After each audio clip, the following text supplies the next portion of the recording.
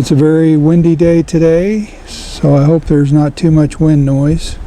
I'm going to show you some peppers first, and then we'll take a look at some of the tomato plants.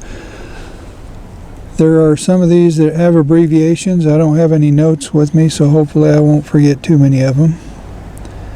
That first one's ornamental. Well, actually a lot of them on the back row are. We have Conga, Hot Pops Purple, Midnight Fire, and we have a very hot pepper there called Death Spiral. Another hot one, Puma. And that one, the tag's gone, so I'll have to figure that out later. Then we have Ahi, Lemon Drop, Explosive Ember, Purple Flash. I think that might be a hybrid, I'm not sure. I planted some more just to see what would happen. Then we got Brazilian Starfish, some Oda. And that one there is kind of interesting. It's got a fused, the two cotyledon leaves are fused, which is kind of strange. Then another ahi pepper. I don't remember how to pronounce that one. Charapita, I think. It's a real small yellow one. And ahi pineapple. Now let's go look at the tomatoes. In this tray I have dwarf tomatoes and micro tomatoes. I've got the orange hats, the micro toms, and then we have the purple heart dwarf. Let me see what that one is. That's the Tasmanian chocolate. And we have Mr. Snow. And that one, Baronia. And Firebird Sweet. And my subscribers picked the Firebird Sweet and the Mr. Snow. And I have one pepper over here in that little tray there. But these are all looking really good so far. I showed this tray a couple of weeks ago, so I'm not going to name every pepper in it, but they're still doing pretty well so far anyway. And there's a couple of eggplants over here on the end.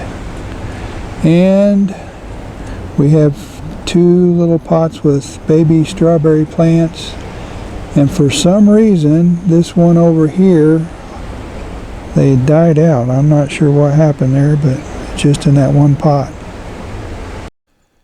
I finally got around to using the Oyster Mushroom kit that I got for Christmas, and it worked pretty well.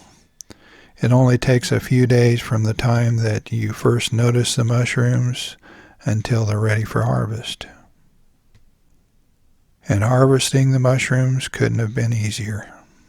Some of these sweet potato slips weren't looking so good, so I stuck them in some soil, and it kind of knocked them back a little bit. I think they're going to perk up as soon as we are able to get them outside more and more consistently.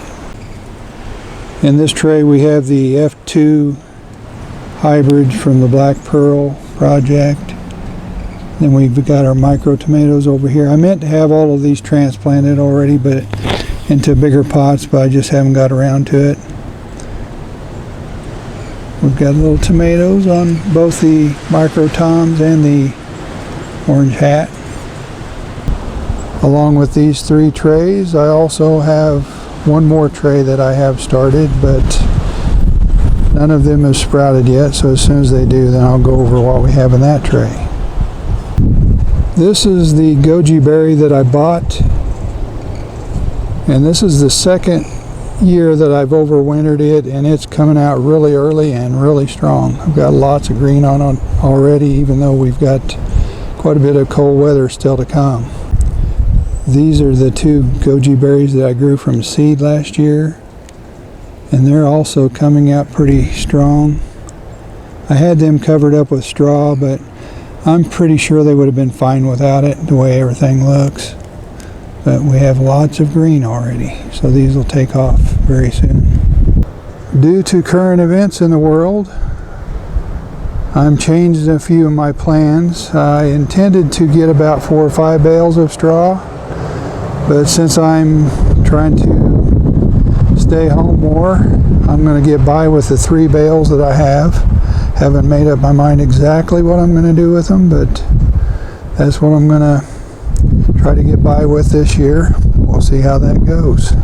Seems like our peach tree always blooms before Mother Nature is done with cold weather.